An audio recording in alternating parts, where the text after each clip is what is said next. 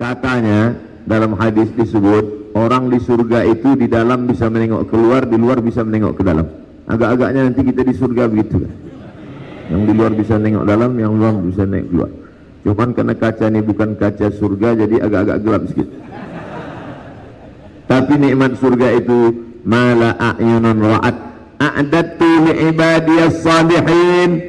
Aku siapkan, kata Allah, untuk hamba-hambaku yang saleh, mala a'yunun ra'at, belum pernah ditengok mata, wala udhunun sami'at, belum pernah didengar telinga, wala khatara ala qalbi bashar, belum pernah didengar oleh hati, belum pernah dipandang mata, belum pernah terlintas dan terbetik di pikiran manusia. Itulah surga. Kalau pernah kau bayangkan, kau pikirkan, bukan surga, karena dia adalah kejutan yang akan diberikan Allah pada orang yang beriman. Mudah-mudahan kita mendapatkannya. Berat Pak Ustaz, mau masuk surga bangunnya harus jam 4. Ya, yang namanya berat itu tentulah balasannya sesuai. Surga kalau ringan tentu ceret, kipas angin. Ini berat, tapi bagi orang yang sudah terbiasa, kata orang Melayu, alah bisa karena biasa. Dibiasakan bangun. Yang mau bangun jam berapa? Jam 4. Bagus. Jam 4 bangun, azan subuh 4.38. Masih bisa saya tahajud kalau jam 4 Pak Ustaz. Sebelum azan subuh berkumandang masih bisa tahajud. Sama seperti pepatah anak muda, sebelum janur kuning melintang masih milik bersama, kalau tidak dipinang orang. Karena kalau sudah dipinang tak boleh, kata Nabi sallallahu alaihi wasallam, la yahillu li muslimin ay yakhtiba fawqa khitbati akhih. Tak boleh meminang anak gadis yang sudah dipinang orang lain. Bapak-bapak yang anak gadisnya sudah dipinang, datang anak muda lain meminang, lalu kau robah gara-gara mahalnya lebih tinggi, tak boleh. Pak, saya mau minang anak bapak, sudah dipinang orang. Berapa dia kemarin ngasih DP? Emang mobil. Oleh sebab itu, maka sebelum azan subuh berkumandang, jam berapapun bangun, sempatkanlah bertahajud. Berjumpalah ulama tasawuf dengan ulama fikih. Apa beda ulama tasawuf dengan ulama fikih? Ulama fikih bercerita tentang zakat, puasa, haji, rukun, syarat, haram, makruh, mubah, sunat, sunat muakkad. Sedangkan ulama tasawuf bercerita tentang masalah hati, hasad, dengki, riya, sum'ah. Bagaimana obatnya? Ridha, tawakal, qanaah, rendah hati, tawadhu, zikir, taubat, takalli, ta'alli, tajalli. Ulama tasawuf biasanya tak populer, tak masyhur. Ulama fikih hebat, pengajian ramai. Lalu kemudian meninggallah ulama tasawuf. Ulama fikih yang hebat meninggal, mati. Ulama tasawuf masih lagi hidup, dipanjangkan Allah umur. Bermimpi malam itu berjumpa dengan ulama fikih yang populer, yang masyhur, yang banyak jamaah. Wahai ulama fikih, ya, dulu engkau pernah menjabat sebagai mufti hebat, banyak murid, banyak jamaah, betul. Apa yang kau temukan di akhirat? Apa yang kau lihat setelah menghadap Allah? Lalu ulama fikih itu mengambil debu, diletakkannya di tapak tangan, dihembusnya. Begitulah kepopuleran jamaah harum semerbak nama, tak berkesan apa-apa, yang tinggal hanya 2 rakaat di tengah malam, usolli sunnat tahajud raka'ataini lillahi ta'ala. Allahu Akbar. Ustaz sedang menyindir siapa? Menyindir diri saya sendiri. Hai Abdul Somad, follower itu tak bisa menolong di hadapan Allah. Hai Abdul Somad, viewer tak dapat membantu di hadapan Allah. Maka bangkit bangun di tengah malam, wa minal laili, dan dari sebagian malam, fatahajjad, tahajjad, lawan tidurmu, lawan kantukmu, bangun dan bangkit tengah malam. Beli jam waker, pulang dari sini singgah ke toko jam, beli. Pak, ada jam yang model apa? Yang kira-kira 10 menit tak bangun bisa menyipak. Bangun kita bangkit. Ini tujuannya tak lain tak bukan adalah untuk merebut keberkahan-keberkahan. Karena malaikat sudah menurunkan berkah. Bagaimana cara mengambil berkah? Maka siapa yang paling awal bangunnya, dia yang paling banyak berkahnya.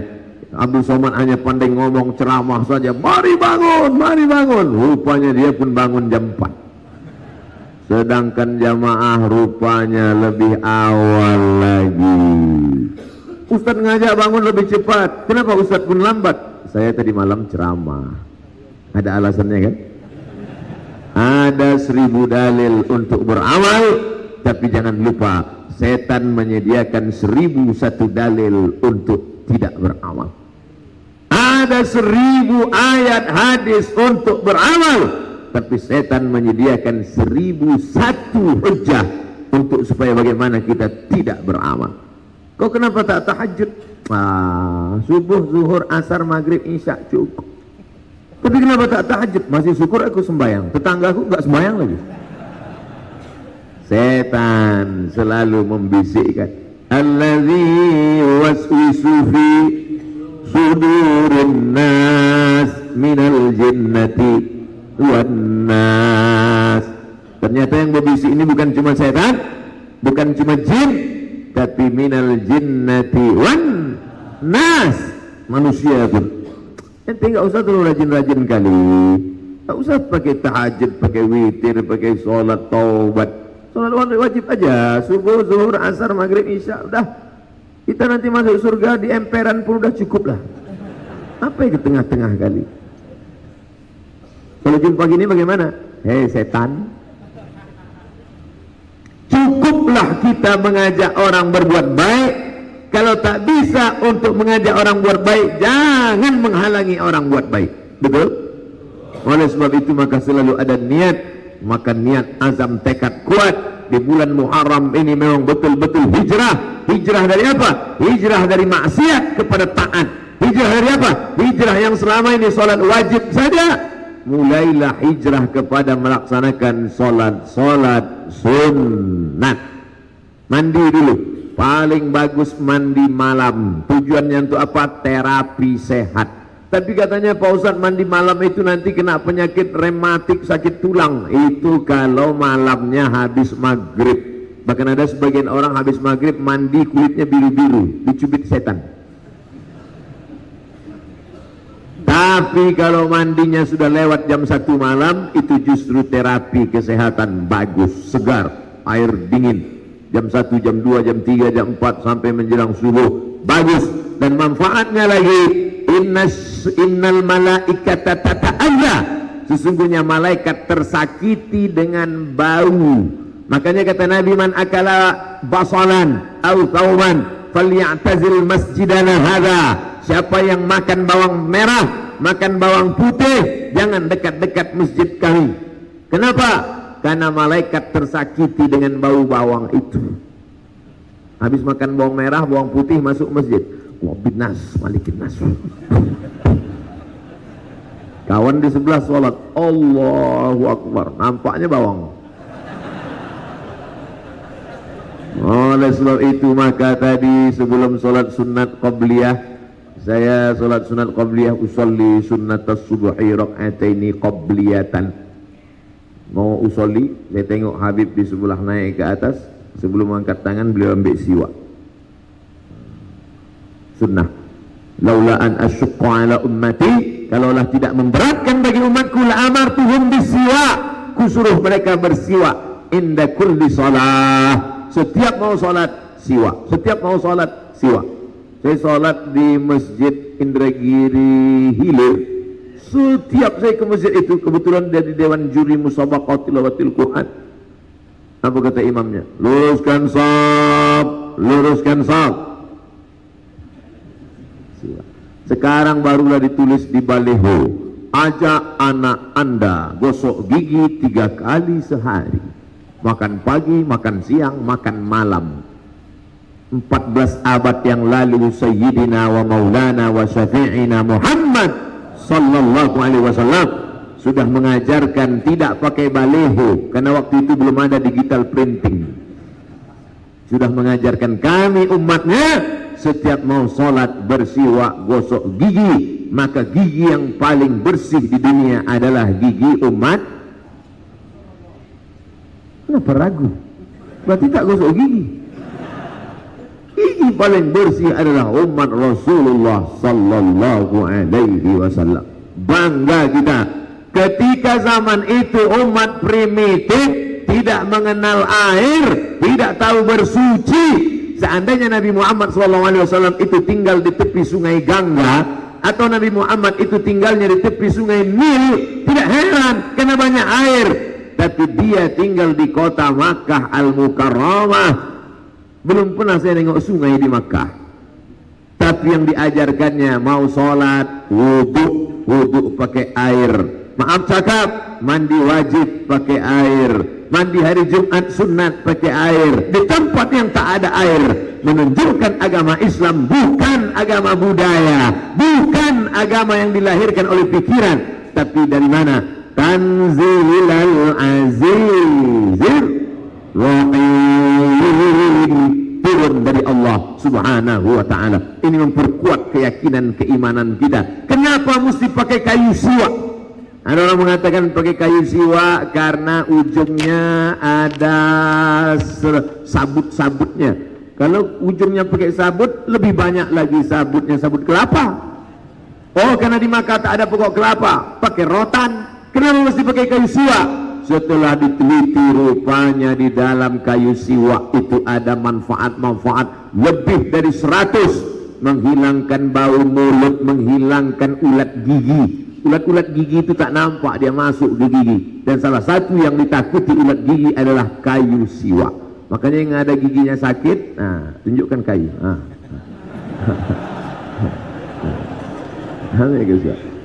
Kalau macam-macam cucuk kan. Dari kecil anak-anak kita ajarkan. Saya Pak Ustaz nggak mau pakai gosok gini Pak Ustaz. Sekarang sudah ada namanya pasta gigi siwak. Pakailah siwak F. Oh, ujung-ujungnya Ustaz mau jualannya.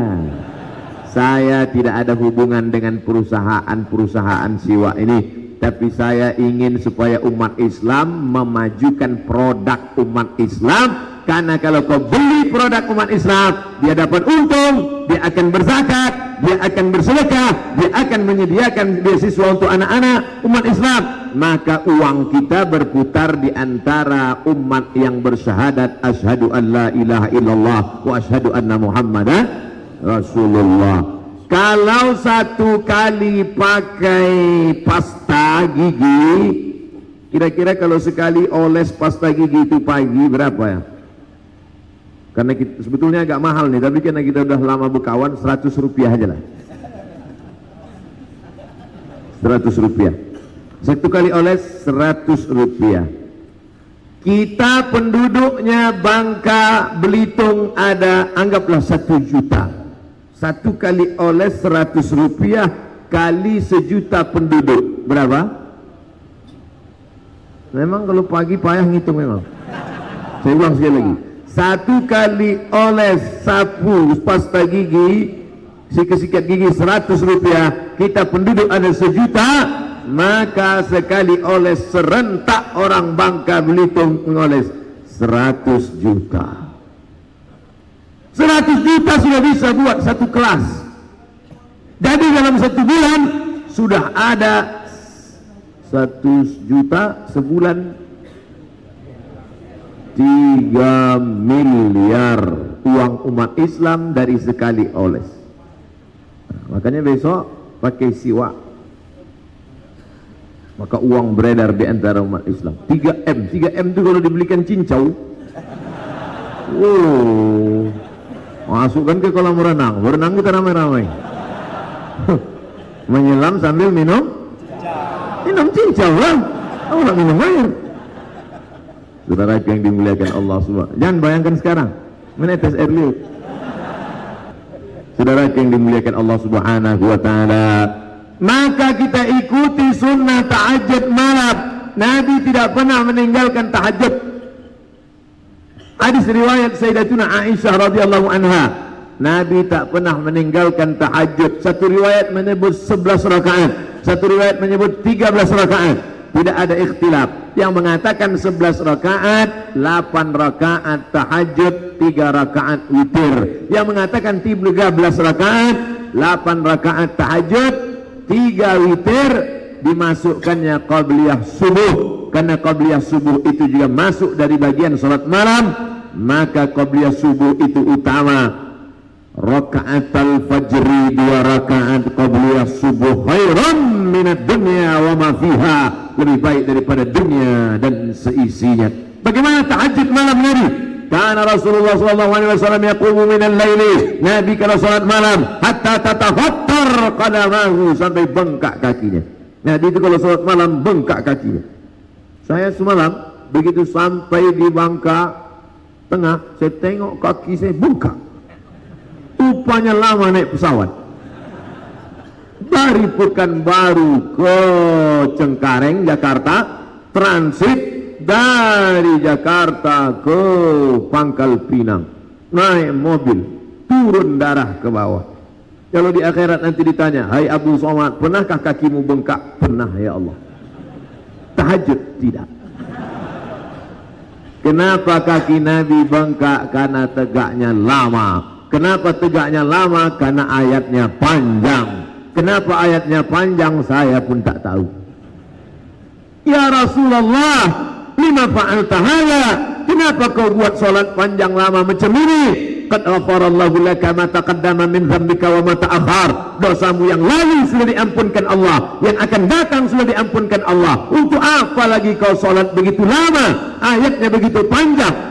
Kata Aisyah, istri Nabi, ibu kita, Ummul Mukminin, apa jawab Nabi sallallahu alaihi wasallam? Afala akuna 'abdan syakura? Aku ingin menjadi hamba Allah yang bersyukur. Harus betul hurufnya, bukan bercukur. Marilah kita bercukur. Habis bercukur. Bersyukur ternyata tak cukup angkat tangan Allahu Akbar. Apalagi sekarang banyak orang menyangka sudah cukup bersyukur dengan nyanyi. Alhamdulillah wa syukrulillah. Ustadz nyindir penyanyi opik ya? Enggak, saya dapat kabar katanya dia sedang datang ini. Mudah-mudahan kedatangan para ulama, kedatangan pekerja seni, kedatangan seni-seni Islami itu bukan menjauhkan kita dari agama Allah, tapi justru meramaikan, mensiarkan, membangkitkan semangat. Tapi setelah mereka pulang, ustadznya pulang, penyanyinya pulang, maka tetap kita ngaji kepada majelis-majelis guru-guru kita yang sudah saya sebutkan tadi, alumni dari Yawan, dari Ahqaf, dari Tarin, dari Hadramaut, dari Al-Azhar, dari Barabai, dari Gontor, semua kita ramaikan majelis-majelis ilmu insyaallah. Amin.